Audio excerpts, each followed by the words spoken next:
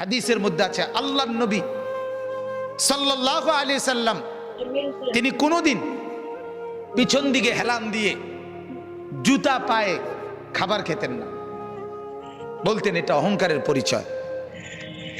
আল্লাহর নবী সাল্লাল্লাহু আলাইহি সাল্লাম দুই হাঁটু তুলে পিঠ সোজা রেখে মাথা ঝুঁকায়া এরপরে খানা খেতেন, হাদিস। এবং বলতেন আকুলু কামা ইয়াকুলুল আবদ, এক গোলাম তার মনিবের সামনে যেভাবে খায় আমি মুহাম্মদ আমার রবের সামনে এভাবে খানা খাই। বিনয়, তাওয়াজু, এটা রাসূলুল্লাহ সাল্লাল্লাহু আলাইহি সাল্লামের শোভা ছিল।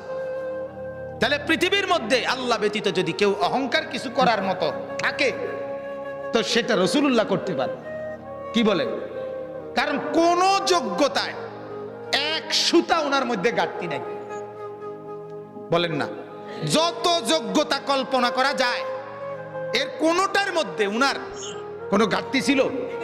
সৌন্দর্য, রূপ, আচার ব্যবহার, কথাবার্তা, জ্ঞান গরিমা, বুদ্ধিমত্তা, চলন বলন সবকিছুতে তিনি সেরা।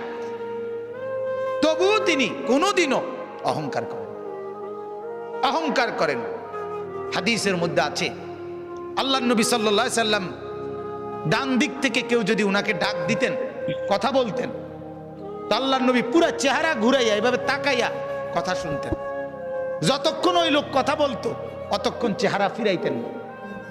এটা তাওয়াজু, বিনয়। এমন না যে সামনের দিকে তাকাই আছে ওই বেটারে বলছে হ্যাঁ কবে না শুনতে আসি, তো এমন হয় না আমাদের।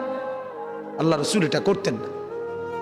কেউ হাতে মুসাফা করছে, নবীজি কখনোই নিজের হাত টেনে নিতেন না, ওই লোক যখন হাত ছাড়াইতো তখন ছাড়তেন। তাওয়াজু, বিনয় ছিল। তাহলে এই জন্য ভাইয়া অহংকার যে করবে না, আল্লাহ বলেন আমার জান্নাত তার জন্য। অহংকার কাকে বলে? আল্লাহর নবী বলছে দুই জিনিসকে। কয় জিনিসকে বলেন? এক নাম্বার বাতারুল হক, যত কিছু হক শরীয়তের বিধিবিধান এর যে কোনো একটাকে অবজ্ঞা করা, ফেলে দেওয়া, পরিত্যাগ করা, নিজের জীবন থেকে বাতিল করে দেওয়া, এটাই অহংকার। এই লোকটাই অহংকার।